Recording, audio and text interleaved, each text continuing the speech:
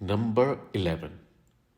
Foreigners who will attend a educational program, research, internship, or a course by way of a public agency. The residence permit duration cannot be longer than a year for this purpose.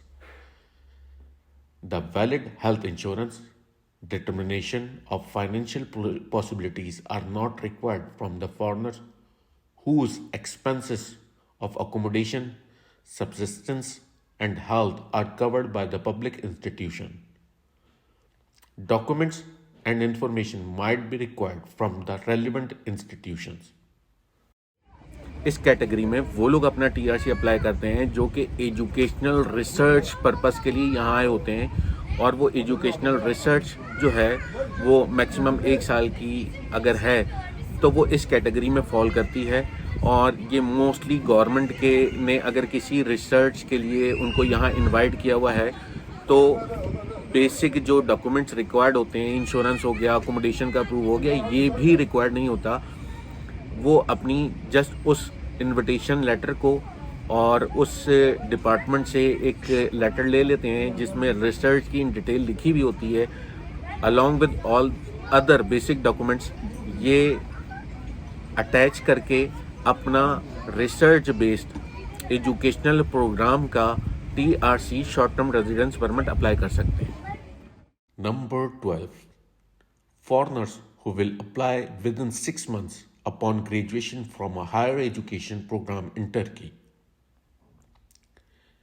If the foreigners apply within 6 months upon graduation from this purpose, the residence permit is issued only once.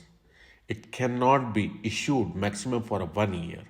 12th category के अंदर वो लोग अपना TRC apply कर सकते हैं जिनकी graduation complete हो गई है या उनकी पीएचडी कंप्लीट हो गई है, और अब वो अपनी ग्रेजुएशन कंप्लीट करने के बाद यहाँ पर कॉन्वोकेशन का इंतज़ार कर रहे हैं, अपनी डिग्रीज़ का इंतज़ार कर रहे हैं ताकि उनकी एजुकेशन कंप्लीट होने के बाद वो अपनी डिग्री रिसीव करके यहाँ से जाएं। तो वो लोग इस 12th कैटेगरी के अंदर अप्लाई कर सकते हैं, और इस 12th कैटेगरी के अंदर 6 मंथ से ज़्यादा का TRC short term residence permit नहीं मिलता। और इसके अंदर भी आपको अपनी तमाम तर बेसिक डॉक्यूमेंट्स प्रोवाइड करने होते हैं कि आपकी एजुकेशन जो है वो कंप्लीट हो जाती है, इसके बाद आप कॉन्वोकेशन के लिए इंतज़ार कर रहे हैं, तो ये डॉक्यूमेंट्स आप सबमिट करके इस 12th कैटेगरी के लिए आप अप्लाई कर सकते हैं। Number 13.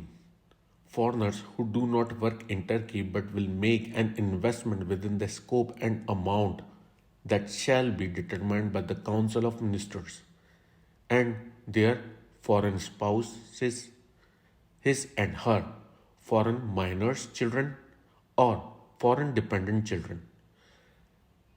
The residence permit based on this purpose is issued 5 years at most. The purpose of the changes which International Labour Law number 6735 granted in the law number 6458 is to promote the foreigners who will contribute the national economy and provide convenience to them on residence permit process. इस 13th category के अंदर वो लोग अपना apply कर सकते हैं जो यहाँ पे बिजनेस तो नहीं कर रहे लेकिन उन्होंने यहाँ कोई बहुत बड़ी इन्वेस्टमेंट कर रखी है, और जो भी इन्वेस्टमेंट के प्लान्स मुख्तलिफ गवर्नमेंट यहाँ अनाउंस करती रहती हैं। फॉर एग्जांपल जैसे यहाँ पे एक तो आप $4 लाख की प्रॉपर्टी लेते हैं तो उसके ऊपर आपको नेशनलिटी मिल जाती है। दूसरा एक ट्रैक ये है कि अगर आप यहाँ $5 लाख की इन्वेस्टमेंट करते हैं, फिक्स डिपॉजिट करते हैं, तो आपको नेशनलिटी मिल जाती है। लेकिन उस नेशनलिटी के मिलने से पहले जो भी प्रोसीजर और टाइम होता है, आपको एक शॉर्ट टर्म रेजिडेंस परमिट मिल जाता है। अगर आप नेशनलिटी नहीं लेते, अगर आप सिर्फ रेजिडेंस परमिट, तो वो 5 साल तक के लिए आपको मिल सकता है। तो जो भी गवर्नमेंट का डिफ़ाइन किया हुआ, जो भी मिनिस्टर्स का डिफ़ाइन किया हुआ प्लान अनाउंस हुआ होगा, अकॉर्डिंग टू द प्लान अगर आप वो फिक्स डिपॉजिट कर देते हैं या कहीं पे भी इन्वेस्ट कर देते हैं, तो अकॉर्डिंगली आपको उसमें रेजिडेंस परमिट मिल जाता है। और ये रेजिडेंस परमिट मैक्सिमम 5 ईयर्स तक के लिए मिलता है।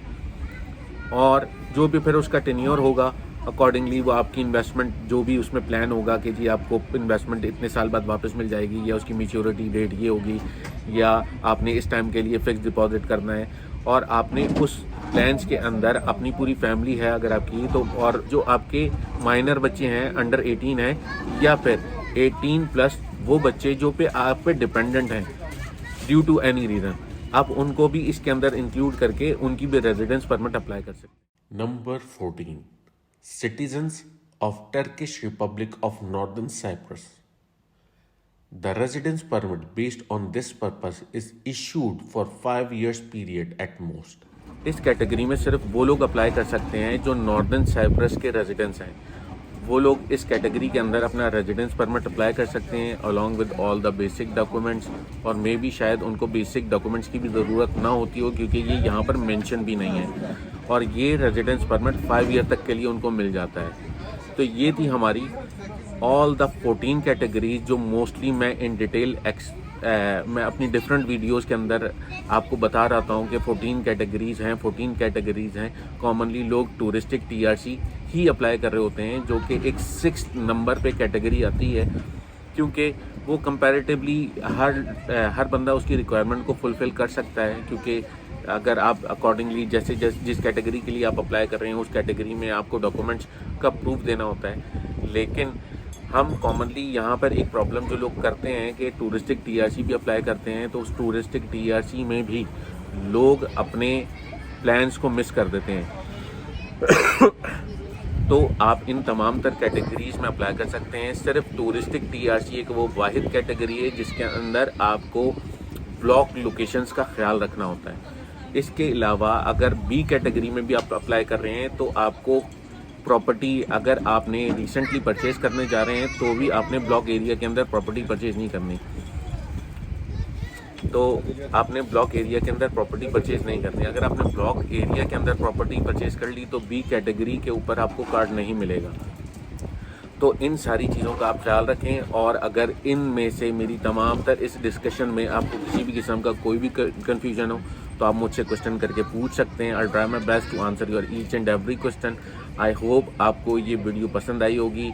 Do like and subscribe my video and my channel ताकि आपको तमाम तर इन्फॉर्मेशन मिलती रहें, और इंशाल्लाह मैं आगे टूरिज़म से रिलेटेड और भी इमिग्रेशन से रिलेटेड वीडियोज़ बनाने जा रहा हूँ। काफ़ी चीज़ें मैंने अपग्रेड की हैं, इम्प्रूव की हैं, इन्हेंस की हैं, और थोड़ा अपना गैजेट और डिवाइसेज भी मैंने इम्प्रूव किए हैं इंशाल्लाह, जिसकी वजह से मैं प्रीवियसली अपनी वीडियोस वगैरह में बड़ा टाइम लग रहा था, मैं नहीं बना पा रहा था, मैं इंगेजमेंट थी और ऑफिस के भी मेरे काफ़ी इंगेजमेंट थी। इंशाल्लाह आपके साथ कॉन्स्टेंटली इन टच रहेंगे, और I try my best to give you authentic and verified information. ये जो कैटेगरीज मैंने आपको बताई हैं, इन सारी कैटेगरीज की सोर्स और उस सोर्स का लिंक भी मैं डिस्क्रिप्शन में ऐड कर दूंगा। आप डायरेक्टली उस सोर्स पे जाके इन सारी डिटेल्स को वेरीफाई भी कर सकते हैं, इन इन्फॉर्मेशन को वेरीफाई कर सकते हैं, और कोई भी किसी भी किस्म का क्वेश्चन हो तो do let me know. I try my best to answer your each and every question. तब तक के लिए अस्सलाम वालेकुम।